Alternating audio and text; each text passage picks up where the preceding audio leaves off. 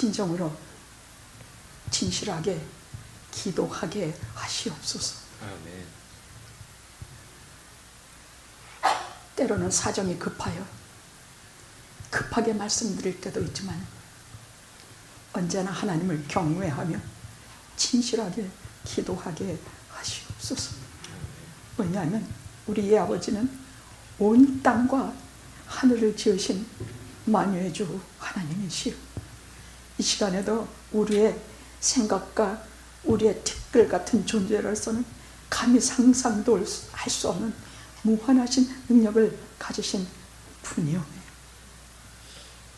우리가 말하지 않아도, 우리가 떠들지 않아도 이미 우리의 모든 패부와 심장을 다 읽고 계시지만 당신의 자녀들의 끊임없는 고백과 속삭임과 우리의 사정과 우리의 형편을 듣기를 원하시는 우리의 아버지이심을 알게 하시옵소서.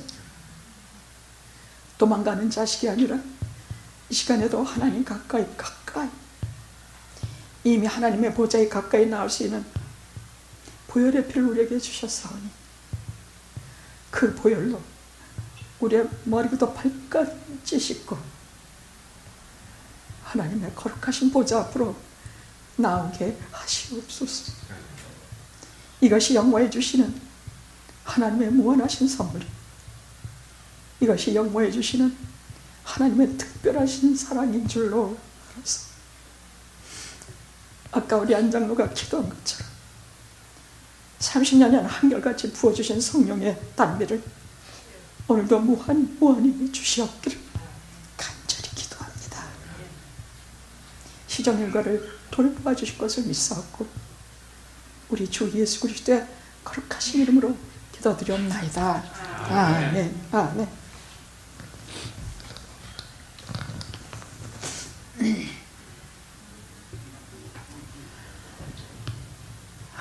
2000년 전에 이 땅에 오셨던 예수 그리스도를 오신 이후부터 하늘에 승천하신 이래로 2000년간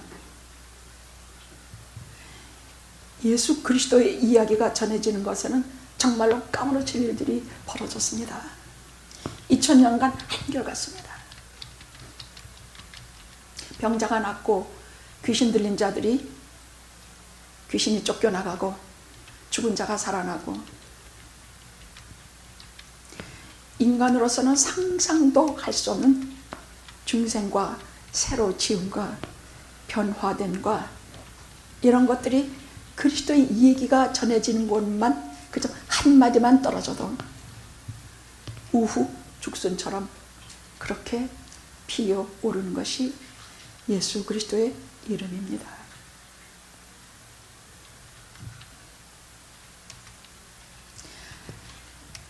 게다가 도저히 변할 수 없을 것 같은 인간이 변합니다.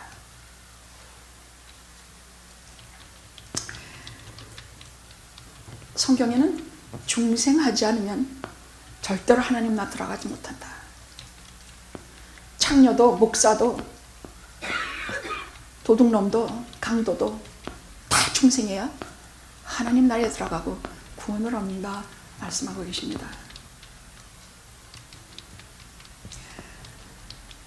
근데 저는 제가 중생했다는 것을 압니다. 근데 대체 중생이 무엇일까? 중생했다는 증거는 알겠는데 도대체 중생해서 내가 무엇이 어떻게 되는가에 대해서는 좀 깊이 생각을 하게 됐습니다.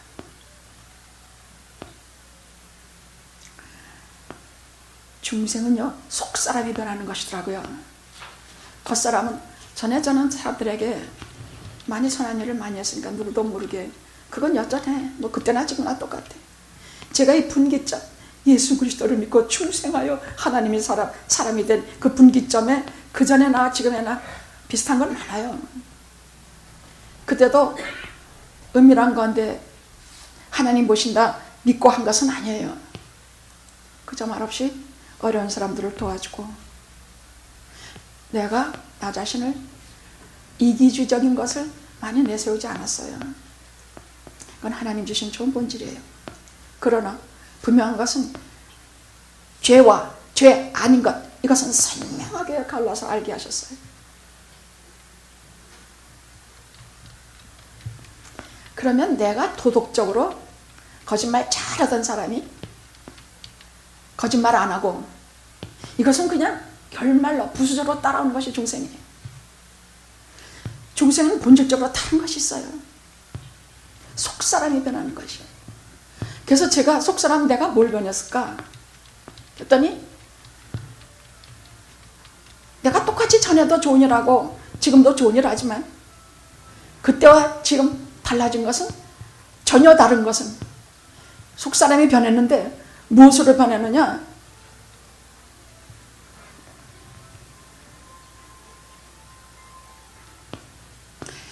내 안에 죽어있던 하나님의 형상이 다시 살아난 것이야. 내 안에 죽어있던 하나님의 형상이라는 것은, 하나님께서 우리를 지으셨는데 처음에 우리를 지으셨을 때 어떤 존재로 지으셨는가는 우리 알아야 돼요. 너무나 고귀하게 지음받은 사람들이에요.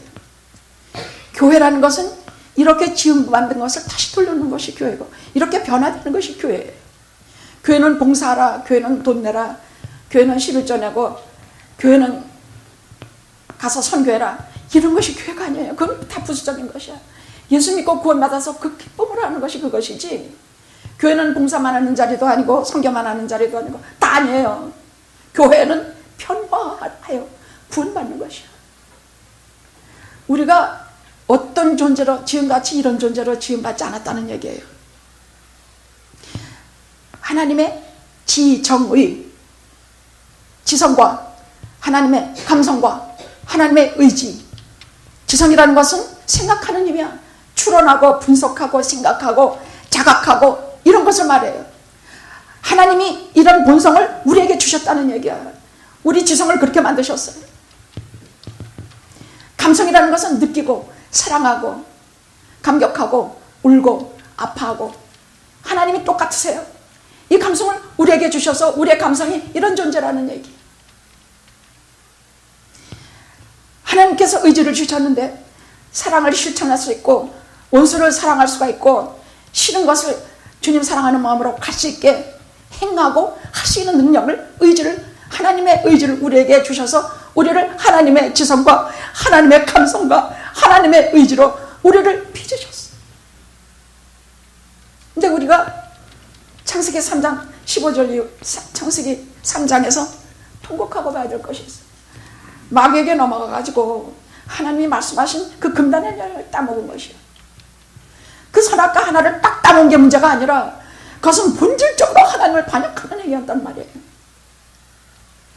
모든 죄가 거기서부터 비록이 되고, 거기서부터 원죄가 비롯이 돼서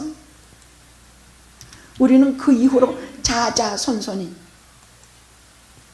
예수 그리스도가 오셔서 십자가에서 모든 인류의 죄를 담당해서 속죄하시기 전까지는 마귀의 자식으로 태어나고 또 태어나고 하는 짓이라면 죄 짓는 일만 하다가, 죄 많은 인생 살다가 죄 많고 세상 떠나 저 멸망으로 들어가는 것밖에 없었던 그런 존재들이 되었다는 얘기.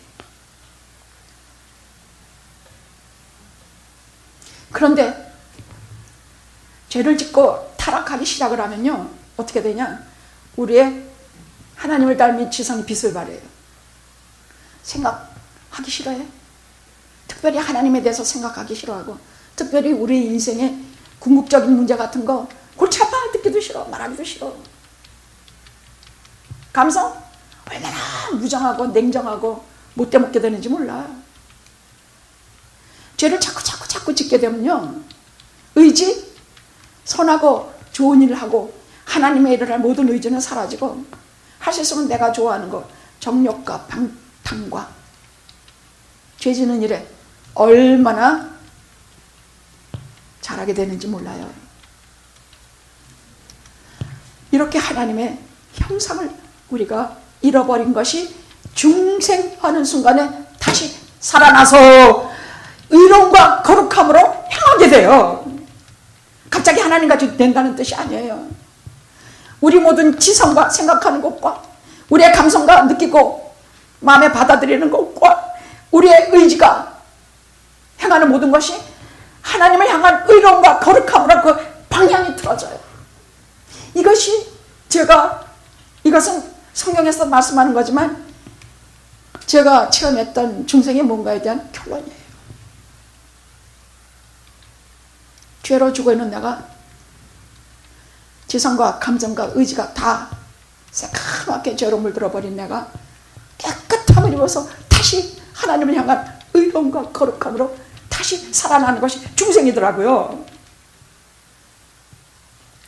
뭔지 제가요 굉장히 난리를 부리고 중생을 했어요. 근데 이 중생이요, 저 같은 사람은 죄가 하도 많아서 그런지 중생한 날짜와 시간도 다 기억을 하는데, 보통은 요한복음 3장에서 주님께서 친히 말씀하시기를 니고데모에게 바람이 임의로 불매, 마음대로 불어.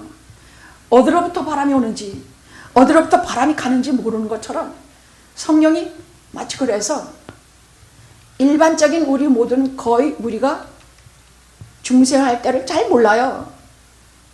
바람이 임의로 와서 언제 우리가 성령의 바람이 우리에게 들어와서 나를 사로잡고 나를 변화시키고 중생하게 하시고 언제 그 바람이 사라졌는지 우리는 몰라요. 근데 분명한 것은 내가 중생한 자라는 걸 알아. 왜?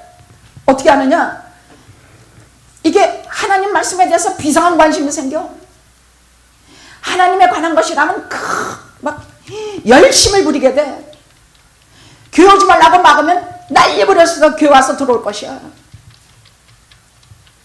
예배를 한 주만 못 드려도 눈물이 뚝뚝 떨어져. 서러워서 얼마나 우는지 몰라요.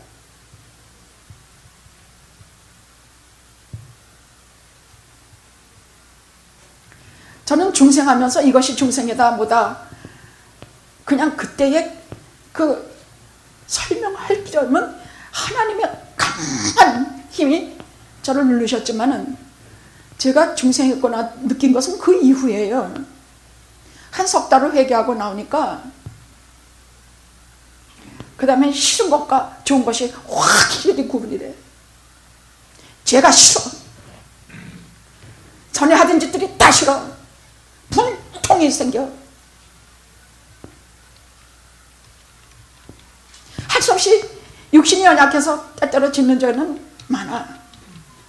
적다고 하면 거짓말이야. 많아. 그러나 내가 성령의 도심을 받아 거짓말을 안 하게 되고 안 하고 싶어져. 문제는 안 하고 싶은 것이야. 담배술 끊는 것은요, 그게 담배술이 싫어져야 끊게 돼요. 좋으면서 끊을 수는 없는 것이에요. 그래서 싫어하게 될 때를 성령께서 그 시간과 그 장소를 주실 것을 믿고 좀 기다리면 돼요. 너무 염려하지 말아요. 하나님의 자녀는 성령께서 책임지세요. 그래서 저는 야, 너 담배 끊어라, 술 끊어라, 별로 그렇게 말한 적 없어요. 그러나 그건 그렇게 말해야 건강에 도움이 되니까, 건강도 그렇고 믿는 자로서 좀 덕스러워야 되니까. 전에는 예배만큼 쫙 나가서 구름 과자 먹고만 여기서 다들 서가지고. 그래도 웃고 지나갔지 별 말 안 했어. 그러나 돌아서면 하나님께 기도하는 것이 정말 근심이 됐기 때문이에요. 그 구름 과자라는 것이 얼마나 우리의 지성과 감성과 우리의 육신을 병들게 하는지 몰라. 그 어디 그런 이상한 불이 다 있는가? 그 담배가 불인데. 술이라는 것도 어떤가? 그 한 잔만 먹으면 뭐 괜찮다지만 요즘 과학자들이 한 잔만 먹어도 심장, 뇌, 뭐 어디 다 이상이 생깁니다. 그래서 술 취하지 말라. 이는 방탕한 것이. 성령의 죄라. 시와 노래로 참여하라. 이렇게 말씀하겠어요. 우리가 너무 고독한 인생활에 뭐 한 잔 술 먹는다고 천국에 안 들어가는 것, 못 들어가는 것은 아니에요.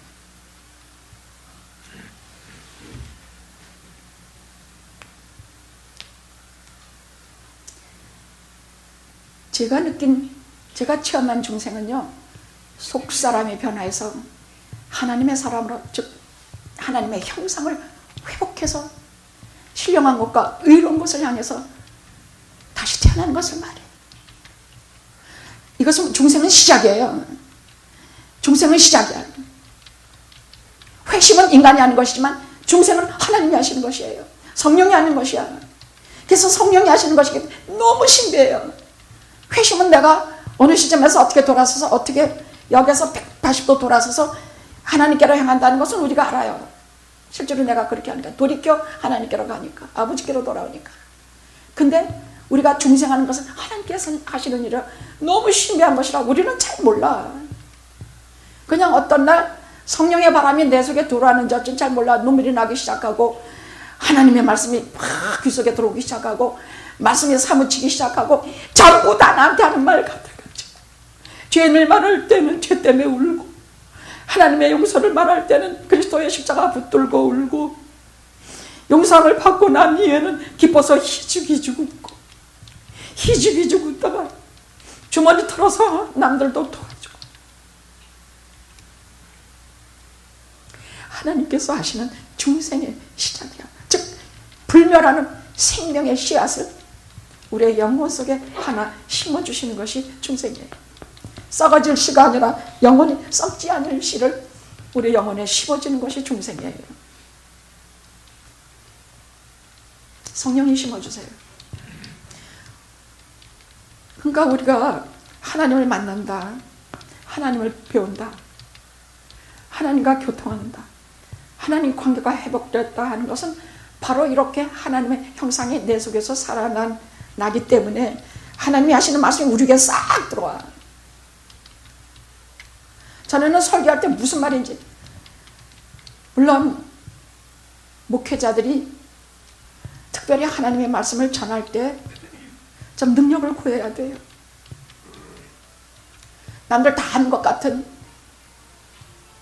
이래야 됩니다, 저 이런 말들 합니다만 이래야 됩니다, 저래야 됩니다 가지고 사람이 변화하지 않아요. 성령의 능력이 거기 감동 가마가 없어요.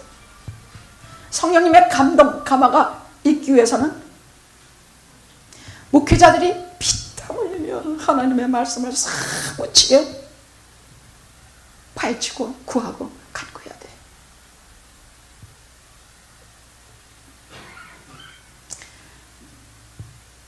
그런 말씀을 신령과 진정으로 드리는 예배에 신령과 진정으로 말씀을 전할 때는 우리가 어디서부터 왔는지 몰라. 성령께서 와서 바람처럼 우리에게 와. 그래서 우리가 내 속에 그건 영이에요. 우리가 하나님을 닮은 것 중에 하나는 나 자신을 볼 수 없다는, 우리가 하나님을 볼 수 없는 것처럼 나 자신도 볼 수 없어요. 여러분 나 자신 본 적 있어요?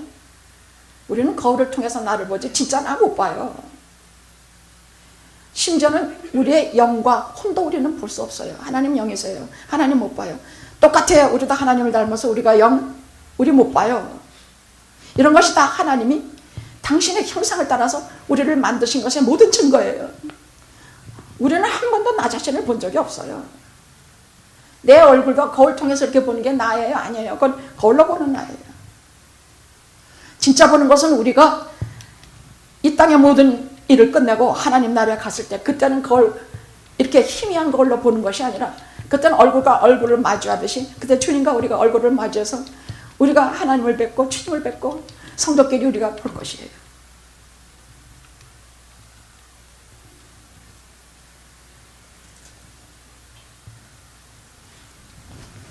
그래서 나도 모르게 어디로부터 왔는지 성령께서 내 속에 휙 불어오셔서 뭔지 말씀이 막 나한테 하는 말같이 되고, 우리 목사님이 오시면 아 성령 감동 감화로 우리 목사님이 오시는데 하나님 만나시는구나, 가슴 쿵쾅거리면서 나도 하나님을 뵙겠구나 하는 마음이 다 생기는 것이 성령이 휘바람으로 불어와 나를 감동 감화하셔서 그 말씀을 알게 하시고 깨닫게 하시고 은혜를 주시고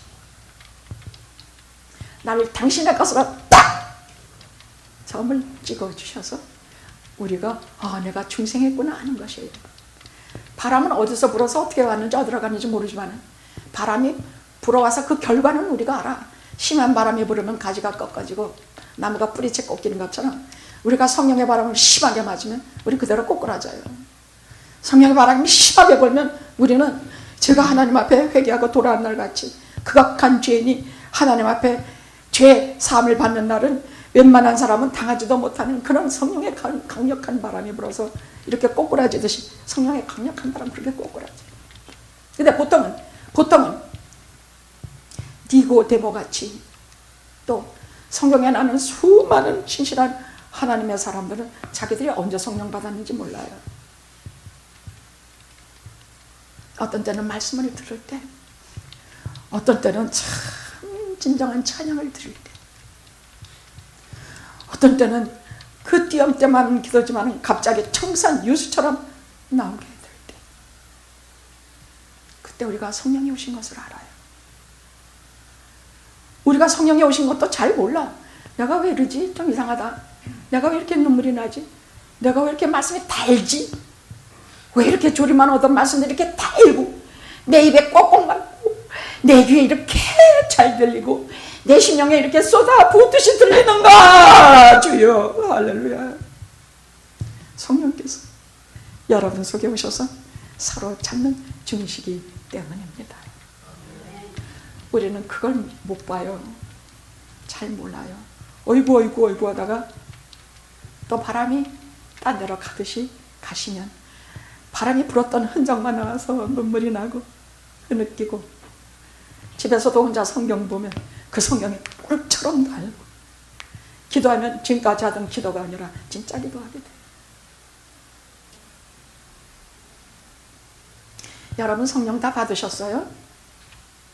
아직도 네 못하면 더 설명할까? 그럼 설교가 2시간 돼. 그냥 네 그래라. 네.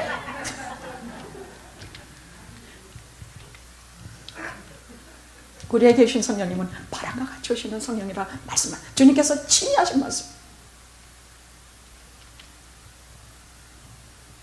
근데 성경은 이 중생의 단계를 성경은 여러 서신서들을 통해서 또 요한복음을 통해서 우리에게 중생에도 단계가 있다는 것을 말씀하고 계세요. 그래서 간단히 추리면 또 신학자에 따라서 또는 성경에 따라서 조금 순서가 틀립니다만 순서가 그렇게 중요한 것은 아니에요. 그래서 이러한 현상들이 이렇게 일련의 사건들이 일어나는 것이에요. 처음에는 목마름이 있어요. 목마름이라는 것은요, 특별히 하나님께서 우리 영혼 속에 무엇을 주셨냐면요, 아무리 죄가 많아도 영혼을 사모하는 마음을 주셨어요. 그래서 그것은 영혼을 사모하는 마음이라는 것은 하나님을 사모하는 마음이야. 하나님을 욕하고 하나님에 대해서 삿대질하고 내가 너무나 아버지는 중풍으로 쓰러지고 어머니는 유방암으로 쓰러지고 이런 것을 겪은 내 아들의 친구놈이 하나님 뭐라고 욕을 한마디 하더래요. 그거 좀 넘으면 된다. 그 아이는 그 기가 막힌 어려운 것을 겪고는 그 아이는 하나님 앞에 큰 자가 되리라. 고난이 심한 사람은 하나님의 은혜도 크거든요. 처음에는 목마름이에요. 뭔지 하나님 그리워하고 뭔지 영혼을 그리워하고 입으로는 막 목사 욕하고 교회 욕하고 막 교회 가기만 하면 그냥 큰 교회일수록 뭐 선교만 가라 그러고 자비를 가라 그러고 뭐 봉사만 하라 그러고 막 그럽니다. 그렇게 욕하지만 마음은 아니야. 내가 진짜 선교도 하고 싶고 봉사도 하고 싶은데 내가 그 이유를 알고 싶은 것이야. 내가 왜 봉사해야 되는지, 내가 뭐 때문에 해야 되는지, 내가 그 이유를 알고 싶은 것이야. 그것은 하나님을 찾는 마음이라는 얘기야. 하나님을 찾으면 봉사를 해도 좋고 안 해도 좋고, 하나님을 만나면 하나님이 내게 성령이 오시면 선교를 가도 좋고 안 가도 좋은데 말씀을 하셨으니 선교하려고 몸부림을 치게 돼. 그 다음 죄의식의 단계라 그랬어요. 죄의식은 우리가 많은 경우 허무주의예요. 뭘 해도 허무해. 게다가 뭘 해도 성경에는 죄라는 건 뭐냐? 관역을 빗나가는 것. 이 관역을 커서리 빗나가는 것을 하나님의 형상, 지정의 거룩하고 의롭게 지성과 감성과 의지가 그렇게 살아내들 우리가 그 하나님의 그 형상을 벗어나서 불법을 행하고 죄를 행하고 못된 짓을 일삼는 것을 향해서 죄라 그래요. 제가 지난주에 죄에 대해서 자세히 설명해 줬죠. 죄의식이 이제 들기 시작하면 뭘 해도 만족이 없고 뭘 해도 배고프고 하면 여러분은 중생에 이미 하나님의 프로그램에 들어갔다고 생각하시면 돼요. 여지껏 하던 일도 그 죄의식이 들어와요. 하나님께서 우리에게 두 가지를 우리 영혼 가운데 심어 놓으셨어요. 하나는 사랑이고 하나는 양심이에요. 그건 하나님이 심으신 기관이에요. 우리 아버지 어머니가 주신 그런 내려오는 기관이 아니에요. 우리 심장, 폐, 무슨 이런 것은 다 부모가 주신 거지만 우리의 양심과 사랑은 하나님이 심어두신 기관이에요. 양심은 우리가 죄에 대해서 알게 해요. 그래서 복음을 듣지 못했던 그 시대 사람들이나 그 복음을 접하지 못한 사람은 이후에 심판받을 때 로마서에 뭐라고 나오냐, 그 양심이 그를 심판한다고 그렇게 말씀하고 계세요.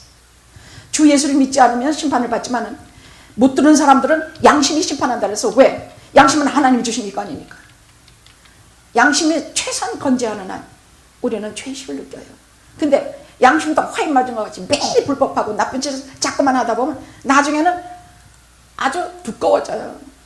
그래서 죄된 짓을 해도 죄 같지도 않고 나쁜 일을 하고 나래도 그것이 나쁜 일 같이 느껴지지도 않아요. 그래서 너무나 죄된 일을 계속적으로 하고 그런 분은 절대 가까이 가면 안 돼요. 성경에는 그것을 화인 맞은 심령이라고 그랬어. 그 사람 곁에 가면 같이 불화살 맞는단 말이야. 그래서 여러분 사람을 사귀어도 예수 잘 믿는 사람들을 사귀십시오. 교회를 나가도 빌라델피아 교회 같은 교회, 사대교회나 라우디게아 같이 죽은 교회, 토해내는 교회 다니지 마십시오. 영업교회 다니다가 좀 실증도 나고 좀 속상한 일도 생기고 목사님이 괜히 나만 가지고 좀 화내시는 것 같고 뭐 어쩌고 저쩌고 그래도 절대 그런 거 아니에요. 그런 거 절대로 아니에요. 거기 넘어가서 사탄의 시험에 넘어가서 내 복음이 전해지는 것, 내 생명이 살아날 수 있는 것, 내 생명을 자라서 길러주시는 여러분 함부로 박차고 나가지 마십시오. 진심입니다.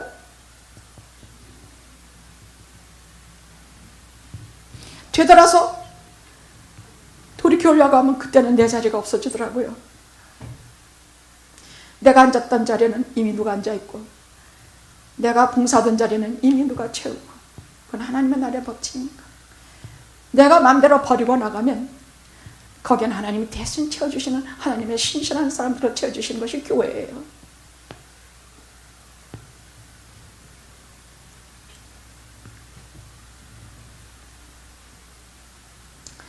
그 다음에 회심의 단계로 들어서요. 말했지만 중생은 하나님께서 하시는 일이요, 회심은 우리 인간들이 하는 일이에요. 우리는 태어날 때부터 하나님 등지고 참 철학을 하든지 뭐 세상을 살든지 명예를 얻든지 뭘 하든지 연애를 하든지 밥을 먹든지 계속 하나님을 등지고 사는 것만 해. 꼭 먹는 것도 제사 음식, 우상 숭배하는 음식, 그런 거 아무렇지도 않게 먹어. 그 양심이 주님 앞에 깨끗해지면 그런 거 못 먹어요. 먹기도 싫어져요. 꼭 그렇게 먹는 거, 뭐 사는 거, 뭐 보는 거, 뭐 하는 거 전부 하나님을 등지고 하는 것만 열심히 살다가 부르심 중생의 단계 부르심이 순간에 들어서면 그때 즉시로 지금까지 내가 언제 그랬냐 하시더니 180도 돌아서서 쫙 이 길로 달려가요. 그건 하나님의 부르심이기 때문이야. 부르심에도 일반적인 부르심이 있고 유효한 부르심이 있어. 요한복음 6장에 보면요, 너희들이 내 살과 피를 마시지 않으면 영생을 얻지 못한다. 야, 그거 너무 어렵다. 무엇 그러냐고 다 갖다 그랬어. 이것이 일반적인 부르심에 그 부르심이 효력이 없어진 그걸 일반적인 부르심이라 그래. 이 부르심은 세상에 부신자건 믿는 자건 다 부르셔. 근데 여기에 효력 있는 부르심에 응답하는 자들이 있어. 하나님이 정하신 사람들, 하나님이 선택하신 사람들. 이 사람들은 뭐라 그러냐? 그리고 그들은 다 가버렸어. 예수님 땅에서 다 가버렸더니 예수님께서 너희도 가려느냐? 영생의 말씀이 주께 있사온데 저희가 어디로 가오리까? 그랬더니 그것은 하나님께서 성령께서 저를 감동하신 고백이지 인간의 고백이 아니거든요. 영생의 말씀이 영화에 있는데 저희가 어디로 가오리까? 영생의 말씀이 주께 있사온데 우리가 어디로 가오리까? 이런 것을 말해서 효력 있는 부르심이라 그래요. 이런 사람들은요 정말 하나님이 부르셨기 때문에 떨어지질 않아. 포도나무 가지가 포도나무 줄기에 쫙 붙어서 절대로 안 떨어져. 막 발로 밀어내고 바람이 불고 막 불나고 난리도 절대로 안 떨어져. 교회를 사모하고 하나님의 말씀에 불을 켜고 눈물 흘리며 기도. 내 죄져서 아파.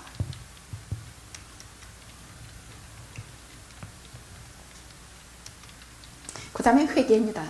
그 다음에서도 성경은 회개라고 말하는데 회개란 건 죄를 버리는 것이에요. 결사적으로 죄를 버려. 거짓말을 버릇이 된 사람은 이 거짓말이야 버릇이 되면요 아무것도 아닌 일에 거짓말을 하게 돼요. 그래요 안 그래요? 그래요 안 그래요? 아무렇지도 않게 거짓말을 하게 돼 버릇이 되면. 근데 이거 내가 입에서 나는 모든 말마다 견제를 하기 시작을 하면요 점점 죄 버리는 운동에 들어가게 되는 것이에요. 결사적으로 죄를 버려. 도둑질하는 거 도로 갖다 갖고 뭐 전부 결사적으로 죄 버리는 운동을 시작하게 되는데 회개는 그냥 입으로만 내가 회개하고 돌아옵니다가 아니야. 내 마음이 180도 하나님께로 향하는 것이요 내 행동이 내 생활이 곧 하나님 앞에 죄를 회개하고 정결한 세계로 들어가는 것을 말해서 회개라고 말합니다. 회개 없이는 중생이 없어요. 회개 안 하고도 중생이 있다고 하면 여러분 잘못 생각하는 것이에요. 여러분이 중생했다고 느낄 때 그 증거는 여러분이 회개를 하게 되는 것이에요. 여러분들이 내가 용서함을 받았다고 느끼는 것이에요. 우리가 하나님을 뵙고 하나님을 만나고 하나님 안에서 살 수 있는 능력을 바로 이 회개를 통해서 분기점이 돼요. 중생의 진짜 핵심은 회개예요. 그리고 회심이 있든지 회심이 그다든지 그것은 순서가 좀 바뀌기도 해요. 그러나 회개는 모든 중생하는 것의 분기점이에요. 목사님 저는 별로 회개 아니요. 하나님 말씀드리면서 여러분 가슴 아프지 않습니까? 목사님에게 하나님 말씀을 진실이 들을 때요 가슴이 아파서 눈물 나지 않아요? 내 살아온 지난 날이 너무 아프고 너무 죄송하고 저는 저희 어머님을 생각할 때마다 가슴이 아프고 내 자식을 생각할 때마다 매번 눈물이 나요. 못되게 한 것만 생각나고 좋게 한 거 생각 안 나요. 성도님들 그 헌신적이고 제게 변함없이 평생에 5년, 10년, 20년, 30년 그렇게 하는 분들 보면요 마음이 아프고 제가 너무 회개할 게 많은 것에 대해서 어떤 때는 눈물이 너무 흘러서 운전이 안 돼요. 그 다음 단계가 믿음의 신앙의 단계입니다. 이때는 새로운 가치와 새로운 사랑을 알아서 결단하는 것이야. 지금까지 몰랐던 주님의 사랑을 알았고 지금까지 몰랐던 새로운 가치관을 알게 돼서 죽기 살기 그것을 지키고 하나님께 순종하고 예수님께 헌신하면서 인생을 살아가는 단계라는 얘기예요. 그 다음 중생 새로 지음받는 것입니다. 못된 점을 고쳐서 뜯어 고쳐서 새롭게 이렇게 개가천선시켜서 다시 만드는 것이 아니에요. 새 창조야. 하나님의 것을 여기에 그냥 집어넣어 주는 것이에요. 내 죄 많은 것을 이게 뜯어 고치고 저리 뜯어 고쳐가지고 내가 고침을 받는 존재인 것이 아니라 그것은 다 나중에 다 없어져. 옛사람은 다 없어져. 이것을 옛사람이라 그래. 새사람 하나님이 주신 하늘로부터 난다 그래. 위로부터 난다 그래. 그래서 이것은 두 번 다시 태어난다 그래. 위로부터 하나님의 성품을 잊게 돼. 하나님의 지정의를 잊게 되고 하나님의 의로우심과 거룩하심을 잊게 되고 의는 믿음으로 사는 것을 알게 되고 살게 되는 것이에요.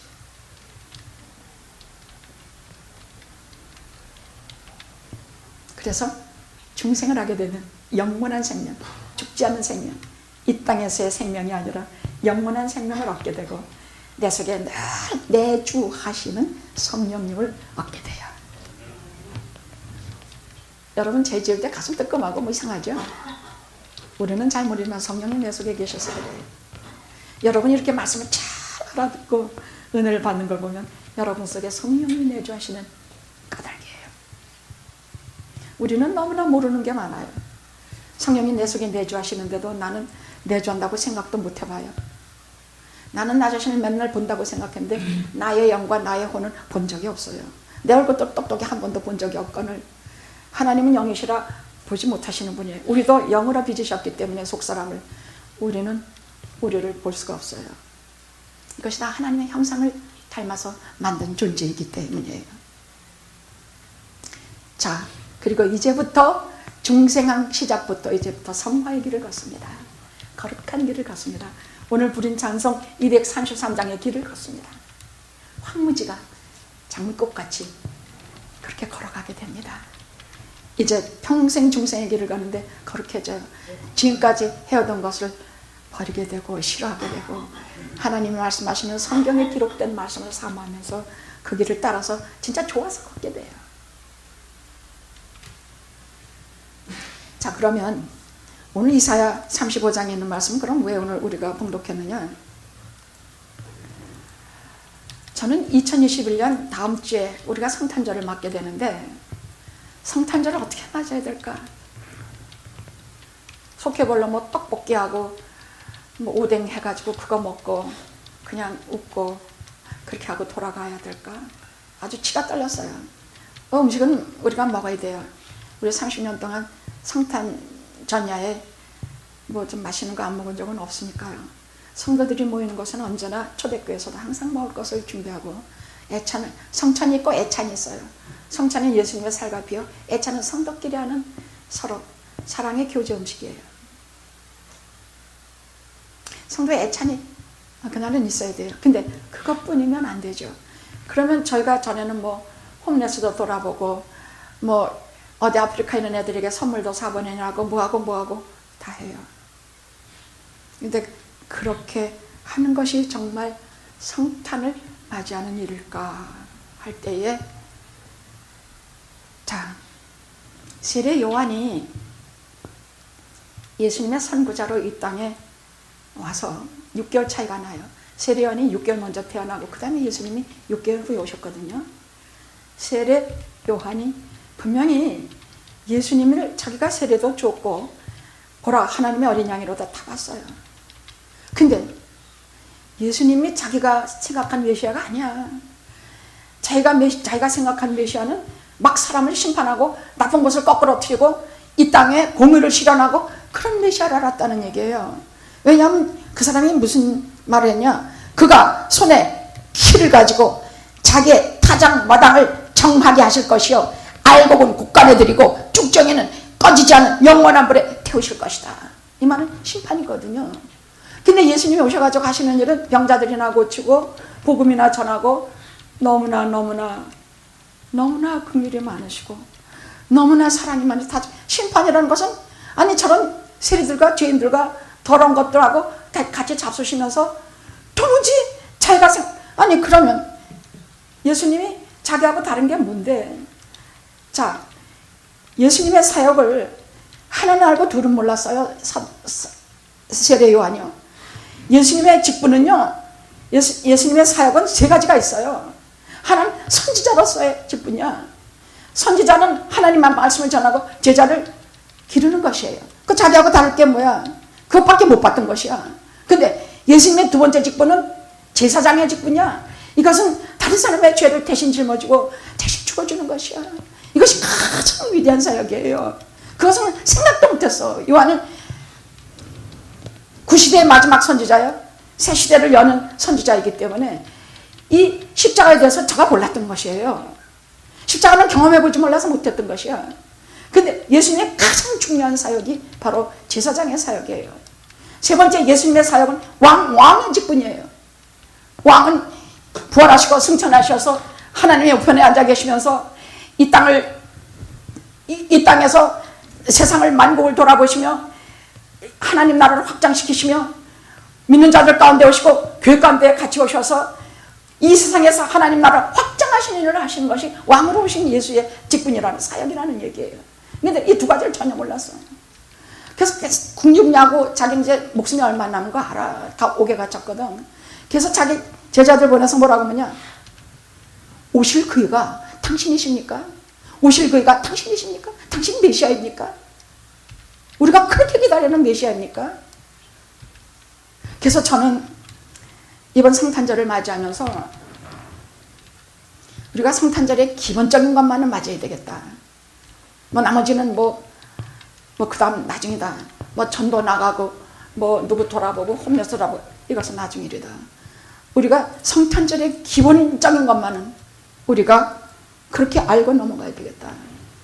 그래서 똑같이 일주일간에 제가 하나님께 여쭈은 것은 오실 그이가 어떤 분이십니까? 오늘 누가복음 7장에 말씀하신 그것입니까? 이사야 35장에 말씀하신 그분이 우리에게 오실 것입니까? 예, 그렇습니다. 어떤 그리스도가 이 땅에 우리에게 오셨는지 제가 정말 희한하게 생각하는 것은요, 하나님의 아들이 우리가 걸었던 거리를 걷고 우리가 아팠던, 우리가 신음했던 그 신음을 아시고 하여간 우리가 똑같이 잡수시고 똑같이 우리의 육신과 똑같이 눈물을 흘리시고 이렇게 똑같이 사셨던 것이 너무 신기하고 이상해요. 하나님의 아들이 하나님이시면서 똑같은 인간의 몸으로 이 땅에서 우리와 같이 우리가 살았던 세상을 똑같이 살고 그렇게 하셨던 것이 너무 희한해요. 그래서 주님이 다니신 그 길이 너무 소중하고 한번 저 성지순례 좀 한번 했으면 좋겠구만. 아멘. 거기 걸으셨던 길 진짜 눈물 없이 못 걸을 것 같아. 그치? 태어나신 마국간 지금 거기 조그만 교회가 있다 그래요. 구피자는 들어갈 수도 없대. 거기 가서 진짜 주님께 경배하고 저는 그것이 너무너무 희한해요. 하나님이 사람이 되어신 것은 그렇게 저는 희한해요. 그리고 그것이 결국 무엇으로 귀결되느냐, 하나님과 독생자 예수 그리스도의 사랑과 영광이라는 것을 알았어. 이것을 알게 하시는 것은 성령이에요. 그러니 우리 구원을 위해서 성부, 성자, 성령 그분들이 생명 지불하고 당신 아들 지불하고 당신 아들 지불했다는 건 당신 자신을 내놨다는 얘기야. 자, 성령께서는 우리 속사람 죄 많은 속에 들어와서 하나하나 가지고 씨름하고 하나님 말씀 듣게 하고 졸지 않게 하시고 죄와 씨름해서 절대 잘 못 읽을 것 같은 젊은 그 죄의 근원들은 다 쫓아내셔. 다 내 곁에서 쫓아내서 내 곁에 오지도 못하게 하셔. 죄의 근원이 되는 사람들은 그렇게 해요. 하나님께서, 성령께서 그렇게 해요. 내 옆에 두는 사람들은 하나님께서 새로운 사람으로 창조해 주시든지 아니면 쫓겨나게 하시든지 성령께서 별별 다 상관하세요. 이건 정말 죄가 체험한 사람이 간증하는 소리입니다. 그런데 그분이 오실 때 이번 성탄절에 어떤 분으로 오시는가? 이사야 35장에 오늘 주님께서 친히 하신 말씀 그대로 그런 주님으로 우리에게 오실 것이에요. 왜냐, 그렇게 말씀하셨으니까. 우리에게 오실 주님은 첫째로 오늘 누가복음 7장 봅시다. 7장에 누가복음 7장이나 이거 이사야 35장 똑같은 거니까 내용이 똑같아요. 이미 이사야가 700여 년 전에 예수님이 이러이러한 분일 거라고 이미 예언하신 그대로이니까, 성경은 그대로이니까 여기에 말씀하는 것을 보면요, 어떤 분이 우리에게 오실 것인가. 1절에서 2절, 이사야 35장 1절에서 2절은 여러분 뭐라 그랬냐, 이분이 얼마나 이 땅에 오신 것이 얼마나 놀랄 일이고 얼마나 이 땅에 오신 것이 정말 영광이요. 이게 설명을 못해. 이사야가 이것을 쓰면서 표현을 할 길이 없어서 뭐라 그러냐, 광야와 메마른 땅이 기뻐하며 사망이 백합화 같이 피어 즐거워하며 다 살아있는 것처럼 막 이렇게 광야가 팍 사막에다 변해서 무성하게 피어 기쁜 노래도 즐거워하며 레바논의 영광과 갈멜과 샤론의 아름다움을 얻을 것이라. 그것들이 여호와의 영광 곧 우리 하나님의 아름다움을 보게 하리라.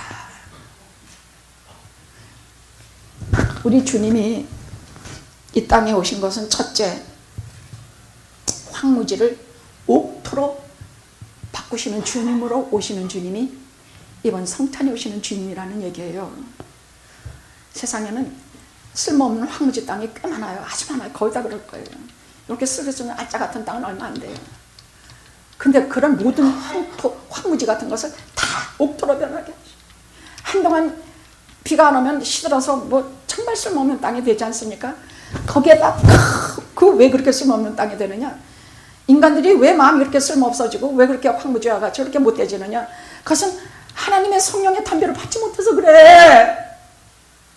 성령의 담배를 풍성히 받으면 얼마나 아름답고 존귀하고, 그 성령의, 우리가 늘 구할 것은 성령의 담배예요.